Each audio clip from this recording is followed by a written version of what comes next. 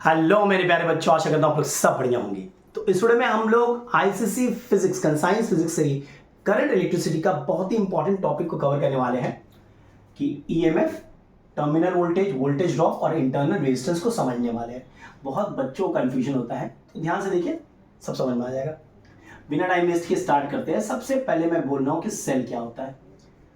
हम लोगों ने प्रीवियस क्लासेस में पढ़ा है कि भैया सेल क्या होता है। ये ना केमिकल एनर्जी को चेंज करता है इलेक्ट्रिकल एनर्जी में। ठीक है, एक चीज याद रखिएगा, सेल जो है वो चार्ज को प्रोड्यूस नहीं करता है। वो चार्ज को प्रोड्यूस नहीं करता है, वो सिर्फ चार्ज को ना सर्किट में घुमाता है, ताकि जो भी आपका कंपोनेंट है, मान लो कि कोई रेजिस्टर है या फिर कोई बल्ब है, उसको एनर्जी मिल पाए। वही सेल का काम है, चार्ज को घुमाना। वो चार्ज प्रोड्यूस नहीं करता है। What does cell do? It maintains a potential difference. समझेंगे आगे। Potential difference हम लोग पहले पढ़ चुके हैं, ठीक है। It maintains a potential difference across the terminals of the cell.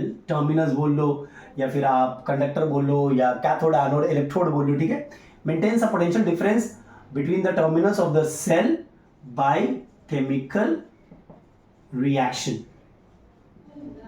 और इसी के कारण क्या होता है कि चार्जेस फ्लो करते हैं। इसी के कारण क्या करते हैं, चार्जेस फ्लो। ये सुनो, ये आपका सेल का काम है। सेल दिखता कैसा है, ट्राई टू अंडरस्टैंड। ये एक वेसल ले लो, इसमें आप एक इलेक्ट्रोलाइट डाल दो। आप इसमें एक इलेक्ट्रोलाइट डाल दो, मान लेते हैं डाइल्यूट सल्फ्यूरिक एसिड, ठीक है। और इसमें 2 इलेक्ट्रोड डाल देते हैं, कंडक्टर्स, ठीक है। एक कॉपर का है और दूसरा जिंक का है। अब डाइल्यूट H2SO4 क्या होगा, वो टूटेगा तो H+ और SO4 2- आयन बनाएगा। ये H+ क्या करेगा, ये ना कॉपर से ना इलेक्ट्रॉन ले लेगा, टेक्स इलेक्ट्रॉन फ्रॉम कॉपर। तो कॉपर क्या पॉजिटिव बन जाएगा, इजंट इट, इलेक्ट्रॉन उससे निकल रहा है, पॉजिटिव बन जाएगा। इसको हम लोग कैथोड बोलते हैं। पॉजिटिव टर्मिनल को क्या बोलते हैं, कैथोड बोलते हैं। और ये SO4 2- क्या करेगा, ये जिंक को ना इलेक्ट्रॉन दे देगा, गिव्स इलेक्ट्रॉन टू जिंक। तो जिंक आपका नेगेटिव बन जाएगा, कॉपर आपका पॉजिटिव बन जाएगा। जिंक को हम लोग एनोड भी कहते हैं। ये इलेक्ट्रोड है हमारा, cathode is a positive terminal. तो इसका पॉजिटिव टर्मिनल है, तो ये पॉजिटिव पोटेंशियल हो गया, किसका पॉजिटिव पोटेंशियल हो गया। यस नो, इसका क्या हो गया, ये नेगेटिव टर्मिनल है, एनोड है, तो इसका हमारा नेगेटिव टर्मिनल हो गया, नेगेटिव पोटेंशियल हो गया। अब देखो, इसका पॉजिटिव पोटेंशियल हो गया, इसका नेगेटिव पोटेंशियल हो गया। तो there is a difference in potential difference ना, due to the concentration of electron. एक डिफरेंस ऑफ पोटेंशियल, एक difference in potential difference create हो गया, एक पोटेंशियल डिफरेंस क्रिएट हो गया। यस, एक पोटेंशियल डिफरेंस क्रिएट हो गया, इसके कारण ही चार्ज फ्लो करेगा। यानी कि यहां पे जो पोटेंशियल डिफरेंस क्रिएट हुआ है अभी, यहां पे जो potential difference, the potential difference created due to the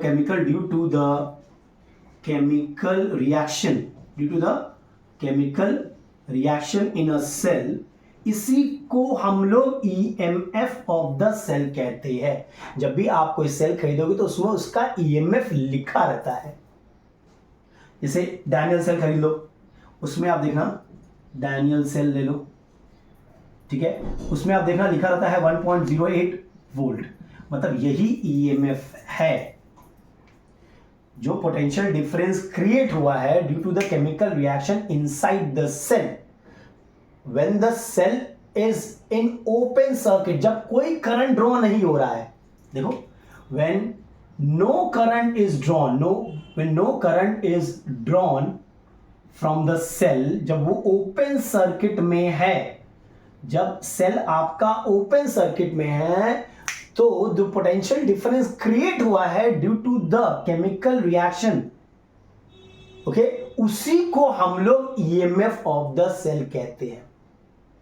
समझ में आया? इसको हम लोग एप्सिलॉन से डिनोट करते हैं। ईएमएफ को कैसे? एप्सिलॉन से डिनोट करते हैं, ठीक है।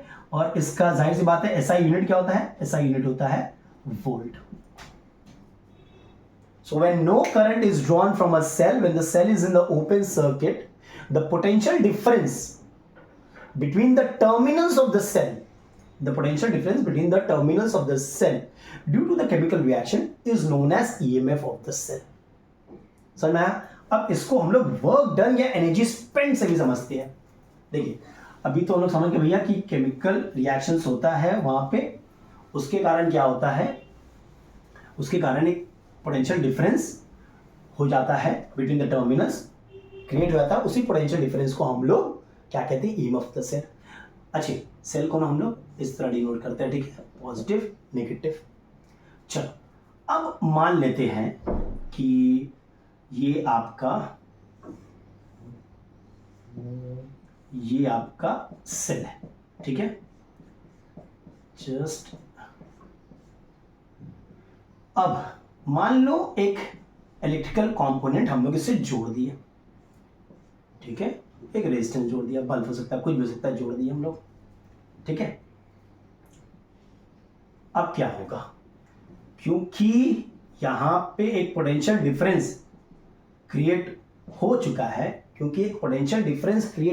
ये पॉजिटिव पोटेंशियल है, कॉपर वाला था और ये जिंक वाला था। क्योंकि ये पॉजिटिव पोटेंशियल है और ये नेगेटिव पोटेंशियल है, क्योंकि एक पोटेंशियल डिफरेंस क्रिएट हो गया है तो चार्ज फ्लो करेगा, चार्ज जो है घूमेगा। सेल का वही काम है, चार्ज को घुमाना, मेंटेन सा पोटेंशियल डिफरेंस, चार्ज को घुमाना, ताकि जो भी आपका कंपोनेंट है उसको एनर्जी मिल पाए, ताकि वो काम कर पाए। अब क्या होगा? जाहिर सी बात है पॉजिटिव पोटेंशियल है तो करंट जो है वो इधर से इधर फ्लो होगा फ्रॉम कॉपर टू जिंक। लेकिन अगर चार्ज की बात बोले जाए, करंट फ्लो होगा फ्रॉम कॉपर टू जिंक। लेकिन अगर चार्ज की बात बोला जाए तो चार्ज फ्लो होगा फ्रॉम जिंक टू कॉपर। अब देखिए एक और डेफिनेशन ईएमएफ का समझिए। ईएमएफ ऑफ द सेल किसको बोलते हैं? The total amount of energy spent या work done, the total amount of energy spent या work done per unit charge, the total amount of energy spent। अब charges move कर रहे हैं, इधर से इधर मूव कर रहा है, करंट इधर से इधर फ्लो करेगा। So the total amount of energy spend और work done per unit charge in moving positive test charge मान लेते हैं Q through the complete circuit.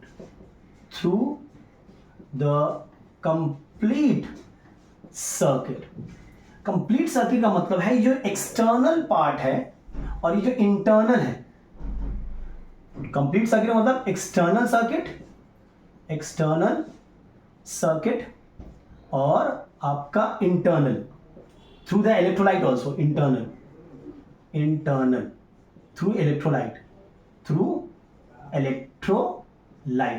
तो कितना एनर्जी स्पेंड होगा पर unit charge in moving a positive test charge in the external circuit as well as through the electrolyte of the cell, that amount of energy वो जो होगा उसी को हम लोग EMF of the cell कहते हैं।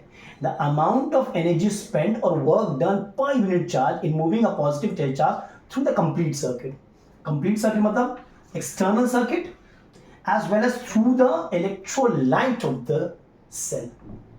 ठीक है, मान लो कि टोटल एनर्जी W है, ओके, तो W will B W dash plus small w। नहीं ऐसा नहीं, वेट W आप मान लो कि total work done is this and external circuit में W डैश वही लिख रहे हैं हम लोग, एक्सटर्नल सर्किट में और प्लस थ्रू द सेल मान लो एक स्मॉल डब्ल्यू दे दिया। अब इसको अगर हम डिवाइड करेंगे Q से तो हमारा जो जस्ट लुक ये जो है इसको हम लोग ईएमएफ बोलते हैं। आगे पढ़ेंगे इसको हम लोग टर्मिनल वोल्टेज बोलते हैं, इसको हम लोग वोल्टेज ड्रॉप पढ़ेंगे। ये हम लोग आगे रिलेशन पढ़ेंगे, बट अभी के लिए क्या समझना है हमें कि the total amount of energy spend per unit charge in moving a positive test charge Q through the complete circuit. When I say complete circuit, it means external as well as through the electrolyte. उसी को हम लोग EMF बोलते हैं। मतलब EMF is W by Q, total work done by Q, जो क्या होगा, ये एक्सटर्नल सर्किट का वर्क डन by Q था और ये थ्रू द इलेक्ट्रोलाइट का स्मॉल w by Q था। यही मेरा पोटेंशियल डिफरेंस होता है, यही मेरा वोल्टेज ड्रॉप होता है। आगे थोड़ा और विस्तार से पढ़ेंगे, पहले आप ईएमएफ ऑफ द सेल समझिए। Clear what is EMF? The amount of work done. ठीक है, ईएमएफ का हम लोग यूनिट बता चुका हूं मैं। अच्छा, क्लियर है what is EMF? EMF is when the cell is in the open circuit, तब जो पोटेंशियल डिफरेंस डेवलप होता है between the terminals of the cell, then that is known as, due to the chemical reaction, that is known as EMF of the cell, या फिर the total amount of work done per unit charge external circuit में as well as through the electrolyte of the cell, उसी को हम लोग EMF बोलते हैं। अच्छा, factors on which EMF depends, क्या चीज डिपेंड करता है बस याद रखिएगा। पहला तो है मटेरियल ऑफ द इलेक्ट्रोड, ठीक है, और कौन सा इलेक्ट्रोलाइट आप यूज कर रहे हो, इलेक्ट्रोलाइट पे डिपेंड करता है। ठीक है, it depends on the material of the electrode, it depends on the electrolyte used. और क्या क्या चीज पे डिपेंड नहीं करता है, किस फैक्टर्स पे डिपेंड नहीं करता है? पहला, शेप ऑफ द इलेक्ट्रोड, इस पे तो डिपेंड नहीं करता है। फिर से डिस्टेंस बिटवीन द इलेक्ट्रोड, उस पे भी डिपेंड नहीं करता है। और तीसरा, अमाउंट ऑफ इलेक्ट्रोलाइट। इन तीन चीजों पे आपका जो ईएमएफ है वो डिपेंड नहीं करता है। It depends only on the material of the electrode and the electrolyte. अभी हमें बस इतना ही समझना है। चलिए नेक्स्ट समझते हैं टर्मिनल वोल्टेज किसको बोलते हैं। टर्मिनल वोल्टेज समझते हैं। टर्मिनल वोल्टेज जिसे हम लोग V से डिनोट करते हैं, और जाहिर सी बात है इसका जो SI यूनिट होता है वो होता है वोल्ट। ठीक है, ये तो बात हो गई सिंबल और SI यूनिट की। होता क्या है देखिए, पहले डेफिनेशन लिखता हूं मैं।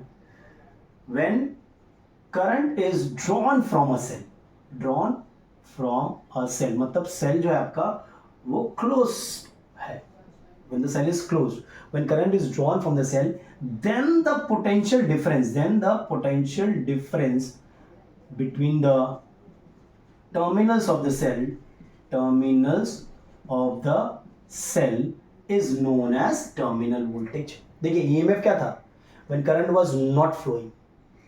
यहाँ पे when current is flowing, जब भी हमारा सेल closed है तो जो potential difference एक्चुअली मिल रहा है हमारे जो भी रेजिस्टर है, हमारे जो भी हम लोग का बल्ब है या फैन है, जो एनर्जी उसको एक्चुअली मिल रहा है, ईएमएफ का मैक्सिमम एनर्जी जो मिल सकता है, लेकिन उतना मिलता नहीं है, कुछ थोड़ा सा लूज हो जाता है, वोल्टेज ड्रॉप हो जाता है। तो जो अवेलेबल है आपके डिवाइस को काम करने के लिए, जितना एनर्जी अवेलेबल है, that is known as terminal voltage.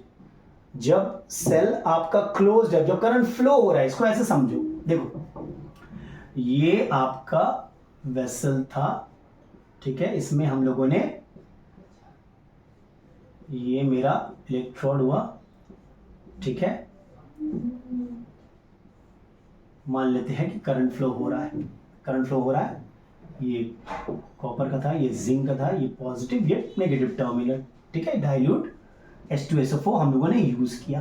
तो EMF क्या था कि जो चार्ज फ्लो हो रहा है, the amount of energy spent, EMF क्या था पहले, the amount of energy spent ये external circuit as well as internal, मतलब थ्रू द इलेक्ट्रोलाइट, दोनों मिला के जो एनर्जी स्पेंड हो रहा है उस एनर्जी को हम लोग ईएमएफ बोलते हैं। लेकिन पोटेंशियल टर्मिनल वोल्टेज इसको बोलेंगे।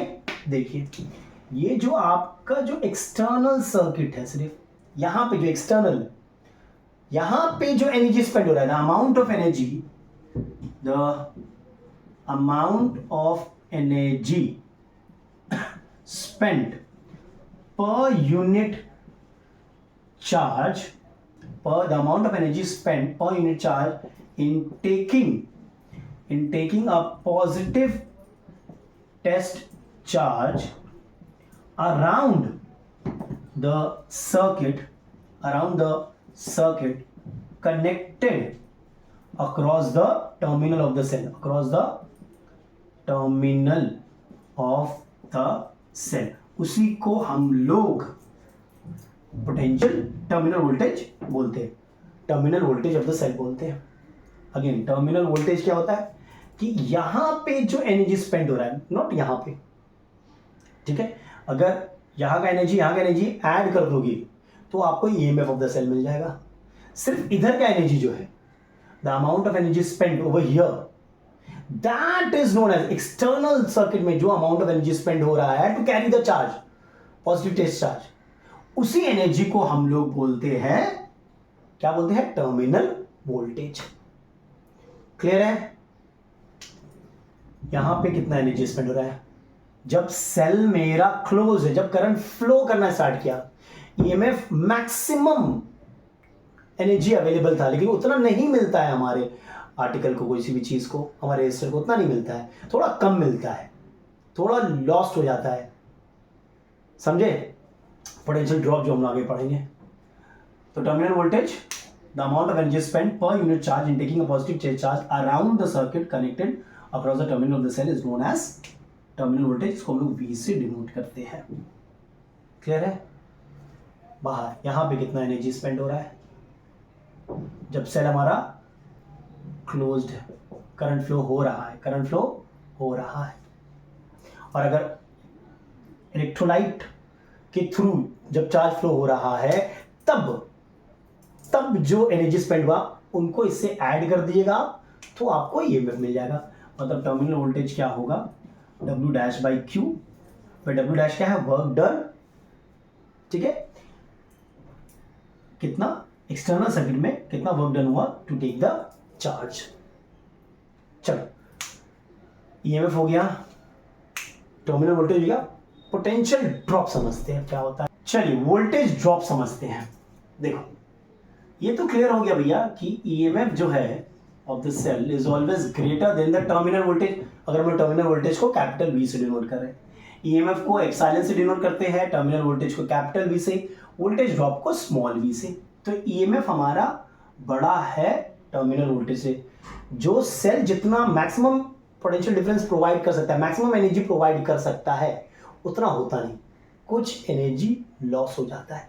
देखो समझो, ये रहा आपका सेल अगेन, ठीक है, ये कॉपर, ये जिंक, ये आपका पॉजिटिव, ये आपका नेगेटिव, यहां से अगर हम क्लोज कर दे रहे हैं तो करंट फ्लो हो रहा है, ये मेरा रेजिस्टेंस है, ठीक है, करंट फ्लो होगा।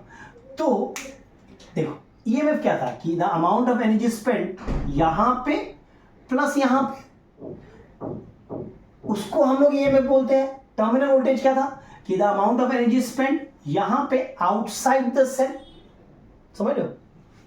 पोटेंशियल ड्रॉप क्या होता है, ये जो अंदर में यहां पे व्हेन ऐसे देखो, the amount of energy spend, the amount of energy spend per unit charge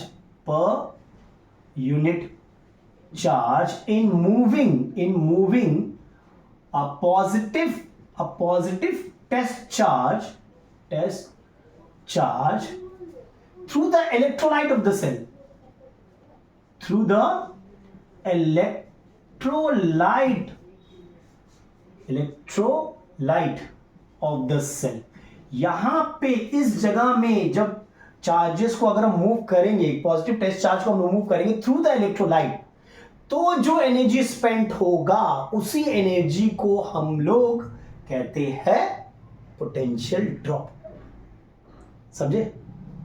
EMF होता है दिस प्लस दिस, कितना टोटल एनर्जी कितना स्पेंड हो रहा है।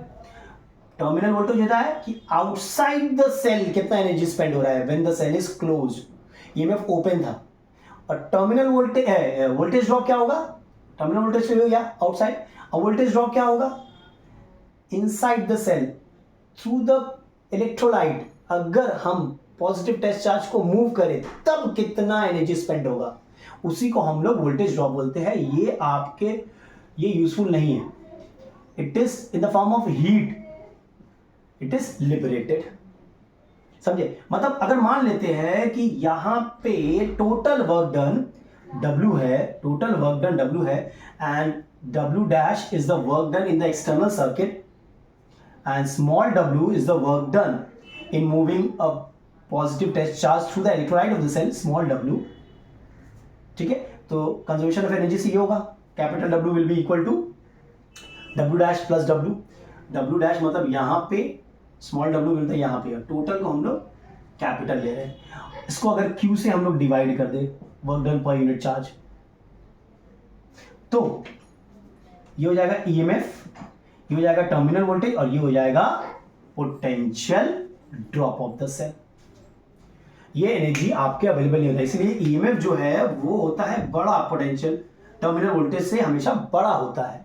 जितना एनर्जी अवेलेबल है उतना आपको नहीं मिलता है। एक सेल में जब लिखा रहता है, आप खरीदोगे नया कि इतना ईएमएफ प्रोवाइड करेगा, इतना एनर्जी प्रोवाइड करेगा, लेकिन उतना वो प्रोवाइड नहीं कर पाता है due to this potential drop, because यहां पे कुछ एनर्जी स्पेंड हो जाता है in the form of heat. ठीक है, ये है मेरा वोल्टेज ड्रॉप। समझ लीजिए, ये पूरा एनर्जी कितना स्पेंड हो रहा है, ईएमएफ, बाहर में कितना एनर्जी स्पेंड हो रहा है, टर्मिनल वोल्टेज, यहां पे एनर्जी कितना स्पेंड हो रहा है, that is potential drop. Clear है? अगर आप करंट बढ़ा दोगे तो जाहिर बात है पोटेंशियल ड्रॉप भी बढ़ जाएगा। ओके, चलिए अब समझते हैं इंटरनल रेजिस्टेंस किसको बोलते हैं। आई होप ये तीनों टर्म क्लियर हो गया होगा, EMF of the cell, terminal voltage and voltage drop. चलिए इंटरनल रेजिस्टेंस समझते हैं। इंटरनल रेजिस्टेंस को हम लोग स्मॉल r से डिनोट करते हैं, और इसका SI यूनिट होता है O, क्योंकि रेजिस्टेंस है तो इसका यूनिट होता है O। Now how to understand what is internal resistance.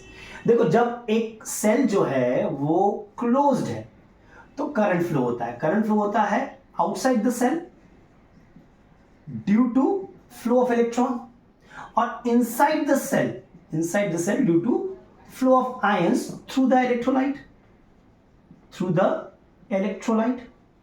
अब क्या होता है, ये इलेक्ट्रोलाइट जो है वो ऑफर करता है एक resistance to the flow of current, which means the resistance offered by the electrolyte inside the cell to the flow of current ions, उसी को हम लोग इंटरनल रेजिस्टेंस कहते हैं। समझ रहे हो? आउटसाइड द सेल इलेक्ट्रॉन के कारण फ्लो होता है current, inside the cell ions के कारण। अब इलेक्ट्रोलाइट क्या करेगा, एक रेजिस्ट करेगा to the flow of current और आयंस, उसी को, उस रेजिस्टेंस को हम इनसाइड द सेल जो हो रहा है उस रेजिस्टेंस को हम लोग internal resistance of the cell कहते हैं। क्लियर है? यानी कि अगर पोटेंशियल ड्रॉप मेरा स्मॉल v है, total current drawn is I through the cell, then potential drop will be equal to total current drawn into the internal resistance of the cell. Internal resistance of the cell, हम लोग cell के बगल में ना एक resistance बना देते हैं, इसी को इंटरनल रेजिस्टेंस कहते हैं। ठीक है, कभी कभी आप देखना ये बनाते नहीं हम लोग यहाँ पे लिख देते हैं इंटरनल रेजिस्टेंस का वैल्यू, और कभी कभी यहाँ पे आप एक रेजिस्टेंस यहाँ पे छोटा सा बना रहता है जिसे हम लोग इंटरनल रेजिस्टेंस बोलते हैं। ये डिनोट करता है internal resistance of the cell, internal resistance of the cell. ठीक है, तो what is internal resistance? The resistance offered to the flow of ions, flow of current by the electrolyte inside the cell, उसी को हम लोग internal resistance बोलते हैं। तभी तो पोटेंशियल ड्रॉप आया, एनर्जी वेस्ट हुआ हमारा। ठीक है, अब देखो ईएमएफ, एक सर्किट ले लेते हैं हम लोग। ठीक है, ये एक्सटर्नल रेजिस्टेंस है कैपिटल आर, इसका इंटरनल रेजिस्टेंस स्मॉल आर है। मान लो करंट आई फ्लो हो रहा है पॉजिटिव टर्मिनल से नेगेटिव टर्मिनल में, करंट आई फ्लो हो रहा है, तो हम लोग करंट लिख सकते हैं EMF by total resistance. Total resistance हमेशा external resistance plus internal resistance होता है, ये हमेशा याद रखिएगा, ठीक है। एंड टर्मिनल वोल्टेज क्या था, terminal voltage outside the cell, मतलब capital I the current into the external resistance, ये होगा। ये तीन रिलेशन हमारे पास, ठीक है। अब let us see the relation between internal resistance, EMF, terminal voltage, voltage drop, ठीक है। यहां से स्टार्ट करते हैं। देखो इंटरनल रेजिस्टेंस मेरा क्या होगा, ये होगा ना V by I, I is the current drawn through the cell, ठीक है। अच्छा एक ये रिलेशन पहले कर चुके हैं, EMF is terminal voltage plus voltage drop, तो वोल्टेज ड्रॉप हमारा हो जाएगा EMF minus terminal voltage by I, देखते रहेगा ई माइनस वी। अच्छा आई की जगह में क्या वी बाई आर लिख सकता हूं, तो ये हो जाएगा EMF minus terminal voltage by terminal voltage into r, मतलब ये जाएगा E by V minus 1 into r. This is the relationship between internal resistance, terminal voltage और ईएमएफ ऑफ द सेल, ठीक है। ये रिलेशन याद रखें, जब न्यूमेरिकल्स करेंगे तो ये काम आएगा हमारा। Internal resistance is just the resistance offered to the flow of ions inside the cell by the electrolyte of the cell, ठीक है। चलो फैक्टर्स देखते हैं जिसपे इंटरनल रेजिस्टेंस डिपेंड करते हैं। चलिए अब देखते हैं factors on which internal resistance depend. चार फैक्टर्स है, surface area, distance between the electrodes, और nature of and concentration of electrolyte, और टेम्परेचर ऑफ द इलेक्ट्रोलाइट। पहला है सरफेस एरिया। आप भैया सरफेस एरिया को बढ़ाओगे तो इंटरनल रेजिस्टेंस घट जाएगा, simple. You increase the surface area the internal resistance becomes less. Distance, सही बात है, डिस्टेंस बढ़ाओगे तो इलेक्ट्रोलाइट को तो मौका मिलेगा ना, ज्यादा मिलेगा मौका रेजिस्टेंस करने का, रोकने का, अपोज करने का। तो अगर डिस्टेंस को आप बढ़ाओगे बिटवीन द इलेक्ट्रोड्स तो रेजिस्टेंस भी बढ़ जाएगा आपका भाई। नेचर एंड कॉन्सेंट्रेशन, आप क्या बोलते हैं, हायर कॉन्सेंट्रेशन ले लो इलेक्ट्रोलाइट का, या फिर लेस आयनिक कर लो, जो भी है, तो हायर कॉन्सेंट्रेशन होगा तो रेजिस्टेंस भी हाई होगा, ठीक है। एंड लास्ट, टेम्परेचर अगर आप बढ़ाओगे इलेक्ट्रोलाइट का, बस याद रखिएगा, तो रेजिस्टेंस कम हो जाएगा। If you increase the surface area the resistance becomes less, if you increase the distance between the electrodes then the resistance also increases. Nature and concentration of the electrolyte, higher concentration लोगे तो internal resistance high होगा, और temperature अगर बढ़ाओगे तो resistance कम हो जाएगा, internal resistance कम हो जाएगा। Am I clear? चलो इस वीडियो में यहीं तक रखते हैं, नेक्स्ट वीडियो में कुछ और देखेंगे, तब तक के लिए टेक केयर, स्टे ब्लेस्ड, और अगर वीडियो पसंद आया तो लाइक, शेयर, सब्सक्राइब जरूर करें।